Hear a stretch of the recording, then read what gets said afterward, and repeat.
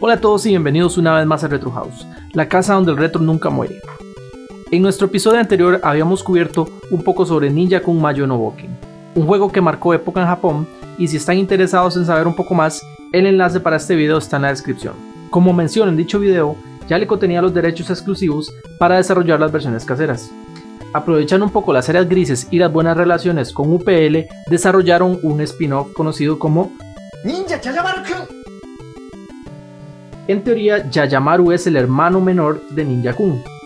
Ambos son prácticamente iguales, bueno, idénticos en realidad. Así que podemos adentrarnos un poco en la historia de este juego porque realmente es fascinante, su impacto comercial que sobrepasaría por mucho a Ninja-kun y se convertiría en uno de los juegos más emblemáticos de toda la historia en el país del sol naciente. Ninja Yayamaru-kun sería lanzado en el mercado japonés en noviembre de 1985, el mismo año en el que el otro juego había sido lanzado. Eso explica por qué ambos no tienen tantas diferencias en algunos departamentos, pero aún así ese par de meses extra que tuvo reflejan en mecánicas de juego un poco más depuradas y bueno, también uno que otro brinquito técnico que más tarde vamos a mencionar. Según las palabras de Ryuichi Nishizawa, las buenas relaciones entre UPL y Jaleco fue lo que permitió que estas dos sagas pudieran existir una al lado de otra sin demasiados problemas, aunque algunas personas no estaban tan contentas. Por ejemplo, Tsutomu Fujisawa, un empleado de UPL que también trabajó en Ninja-kun, tuvo algunos comentarios un poquito críticos con respecto a esto, y es de cierta manera comprensible ya que, bueno, los juegos se parecían bastante. En Ninja-kun los niveles eran ciertamente verticales. Para el juego de Yayamaru, los niveles esta vez son más horizontales. Contamos con la misma cantidad de pisos en cada nivel y muy pocas diferencias entre uno y otro. Se puede decir que prácticamente son iguales. Pero el juego compensa en otros aspectos. Es cierto que los niveles son más simples en estructura, pero el juego agrega una serie de mejoras importantes. Por ejemplo, el control de los saltos ha sido mejorado ya que esta vez podemos manipular de manera más libre la trayectoria de estos, más similar a lo que sucede en juegos como Mario Bros. El salto hacia abajo fue removido para poder permitir una exploración más estratégica. Para poder cambiar de piso necesitamos romper las tablas debilitadas de cada uno de estos. Estas son bastante evidentes y ocultan una serie de trampas, pero también power-ups que mejoran la experiencia de juego. Esto le da mucho sabor ya que contamos con la habilidad de poder hacernos invisibles, que bueno, es la típica inmunidad. También podemos recolectar una esfera roja que nos permite movernos más rápido. Si recolectamos el shuriken rojo, podremos lanzar estos a mayor distancia y mayor velocidad. Y uno de mis favoritos, que es el carro, que nos permite atropellar los enemigos y recorrer el nivel de manera bastante libre. Y no olvidar que esto da inmunidad. Podemos encontrar vidas como es de esperarse en este tipo de juegos, uno que otro ítem que da puntuación, pero quizá lo más llamativo e icónico de este juego es la implementación de Gamma Pakun, un sapo místico que nos ayudará a limpiar el nivel en segundos. La dinámica para poder desbloquearlo consiste en recolectar 3 power-ups distintos. Cada vez que tomamos uno, el juego nos va marcando arriba en la pantalla cuáles hemos ido tomando.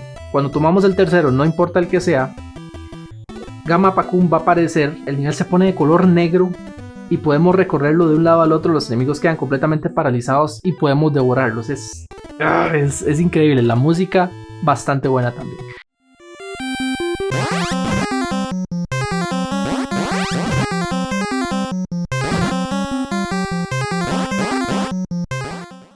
Entonces siento que es una mecánica muy buena que se siente como la píldora de Pac-Man pero con vitaminas. Viéndolo así, este juego es como más simple en algunas partes que el anterior, pero al mismo tiempo agrega mucha profundidad en otros aspectos que le dan bastante luz propia. La premisa del juego nos pone a rescatar a la princesa Sakura de las manos de Namazu Daioh, que se traduce como el pirata pez gato. Extraño nombre, pero bueno. Esto aquí justamente agrega una dinámica interesante, ya que los enemigos tienen la misma dinámica que Ninja-kun, que bueno, era una serie de enemigos con uno principal que es el más poderoso de todos, pero aquí nos agregan a Namazu Daioh arriba y a la princesa Sakura. Después de un determinado tiempo, la princesa nos lanza un pétalo de cerezo que podemos recolectar. Nos lanzará uno por cada nivel y cuando recolectemos 3 podremos desbloquear una escena bonus donde podremos rescatarla de las manos del pirata. Cuando el tiempo desciende por debajo de los 70 segundos, este empieza a lanzar bombas de manera furiosa, lo que complicará mucho más las cosas, siendo una forma interesante de apresurar al jugador para poder terminar el nivel. La escena donde combatimos con este pirata cambia de cierta forma la dinámica de lanzamiento de shurikens. Es un enfrentamiento más vertical, y a como vayamos jugándolo, iremos desbloqueando cada vez mayores dificultades en las que tenemos que enfrentar no a uno sino a 2 o 3 piratas. Se pone bastante difícil, bastante adecuado para la época, ya que los bonus eran necesarios en ese tipo de juegos de hacer puntos, y se me hace un bonus muy original. En el aspecto gráfico las cosas son un poco extrañas, ya que bueno, el juego se ve más seco gráficamente que Ninja Kun. Los fondos son de colores más, no sé, se sienten menos elaborados en algunas cosas, en otras no. El frame rate sí es una de las partes más extrañas, o sea, no sé por qué el juego se mueve como a brincos, siendo que el Famicom tenía la capacidad para hacer esto y más. Supongo que puede haber sido por un asunto de poca expertise o poco tiempo para poder optimizar el juego. La animación de los enemigos es muy poca, prácticamente nula, pero bueno, eso es también esperable en esa época por la sencillez de los cartuchos. Las animaciones de Yayamaru son prácticamente recicladas de Ninja Kun, porque es básicamente el mismo sprite, entonces no hay muchos cambios de ese lado. El Gamma Pakun se ve increíblemente bien, toda esa parte es increíble, o sea, está muy bien lograda, me parece genial. Se han reducido bastante los contrastes agresivos del juego anterior. Hay un par de cosillas ahí, pero nada que afecte demasiado. Se siente grosero un poco a los ojos, pero el gameplay siento que es bastante bueno y lo hace a uno olvidar eso en cuestión de segundos. En el apartado sonoro tenemos muchísimas mejoras con respecto al juego anterior. En esta ocasión podemos escuchar los canales de la NES bien explotados, con melodías de muy buena calidad y bueno, uno que otro efecto de sonido que destaca bastante.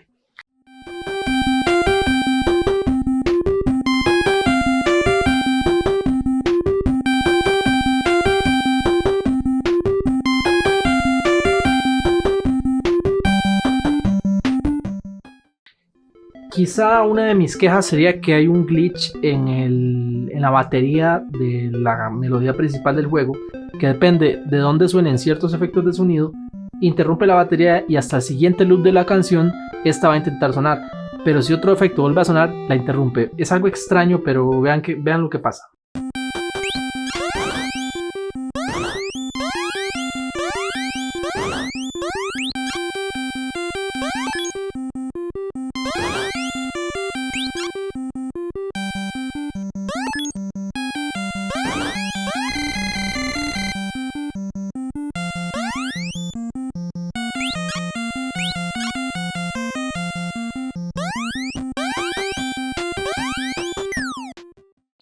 Al igual que el juego anterior, se lanzaron una serie de versiones para otros sistemas.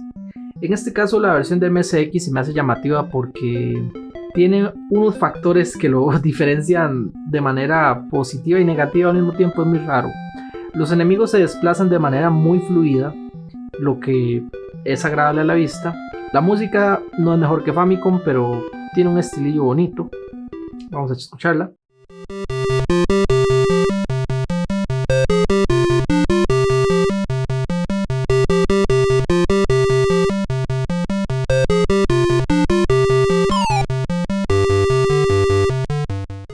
Los gráficos es cierto que son más groseros, pero por alguna razón los enemigos, ¿verdad?, se desplazan más suavemente.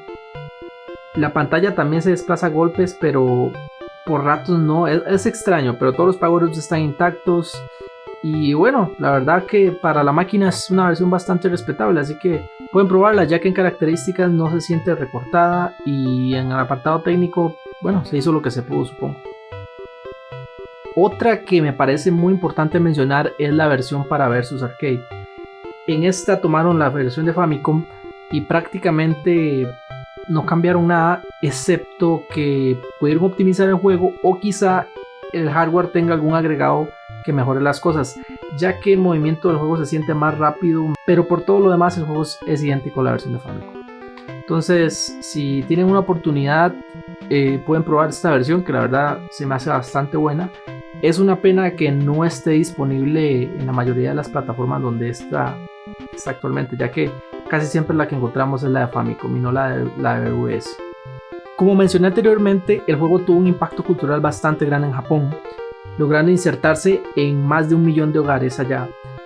Hay que tomar en cuenta que 1 millón de copias en el año 85 en Japón no es lo mismo que decir 1 millón de copias hoy en día. Era un hito comercial en ese tiempo, algo realmente importante. Y como he dicho anteriormente, este juego al día de hoy sigue siendo uno de los más vendidos de Famicom de toda su historia, lo que no es poca cosa, ¿verdad? El amor que le tiene el mercado japonés a este juego ha permitido que tenga muchas iteraciones. Entonces tenemos Yayamaru para el rato. Para adentrarnos un poco más en la influencia de esto, hay que tomar en cuenta cosas como por ejemplo las máquinas de Yayamaru Popcorn, que al día de hoy siguen operando algunas de estas. Son muy fascinantes, ya que, bueno, primero tienen el color azul. No sé por qué el Yayamaru de color azul, si en teoría, bueno, es de color rojo la ropa de este, pero no importa, porque también hay otras de color verde. Pensar que haya una máquina de palomitas de maíz de este personaje es algo realmente llama la atención.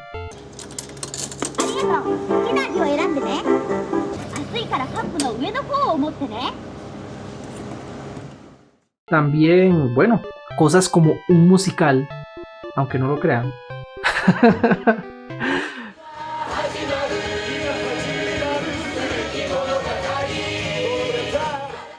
Una película, parece de serie B, pero bueno, una película.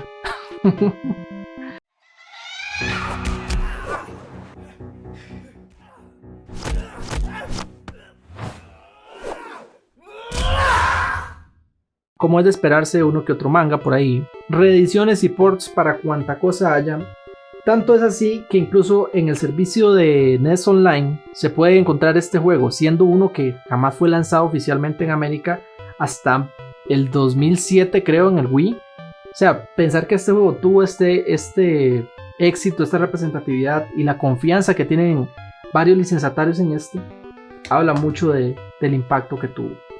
Ya que Ninjaku Mayo no Boken al menos la tendría más difícil y no sería tan reeditado, tan porteado como este sí. Al día de hoy los derechos de esta franquicia le pertenecen a City Connection, así como lo escucharon igual que el juego, City Connection. Una empresa que, bueno, al menos está metiéndose bastante de lleno en el desarrollo de esto. Sus trabajadores parecen ser grandes fans de las franquicias clásicas que esta empresa tiene en sus manos.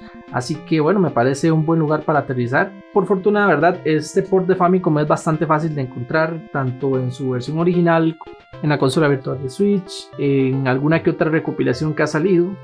En el caso de América Latina, una vez más Mamá Piratería nos proporciona este juego bajo el nombre de Ninja 2. Y bueno, es de cierta forma preciso en su nombre, porque bueno, si Ninjaku se llamaba Ninja, este es Ninja 2. Probablemente esto provocó durante muchos años que algunas personas como yo les costara encontrarlo en internet. Yo al menos no le tengo demasiado apego nostálgico a Ninja Yayamaru-kun, porque personalmente me incliné más por Ninja-kun en su momento. O sea, al menos lo jugué más, lo prefería. Pero la verdad, después de un tiempo viéndolo con ojos más objetivos, concluyo que este tiene mejor gameplay, tiene mejores dinámicas, no sé, los bonus, los power-ups agregan muchas cosas. Se siente más satisfactorio de jugar, la dificultad es más justa. Es cierto que el framerate es como a brinquitos, pero por alguna razón cuando uno lo está jugando no se siente pausado, como que la sensación de control es bastante buena. De ese lado siento que es muy positivo. Y bueno, es un juego muy sencillo de conseguir y yo no podía dejar de recomendarlo si les gustan los juegos tipo Mappy, Pac-Man, Galaga, juegos así, hacer score, ¿verdad? Es realmente uno bastante respetable. Buena música. Los gráficos es cierto que no son la última Coca-Cola en el desierto, pero bueno, realmente es un juego con bastante carisma. Así que no pierdan la oportunidad de probarlo, que realmente está bastante divertido. ¿Qué opinan de Ninja Yayamaru-kun? ¿Son fans de este juego? ¿Lo jugaron alguna vez? ¿Es parte de su infancia nostálgica? Ahí me lo hacen saber en los comentarios. Yo al menos cada vez le voy agarrando más aprecio a este. Así que sin nada más que decirles, me despido porque me voy a jugar con este juego. Listo.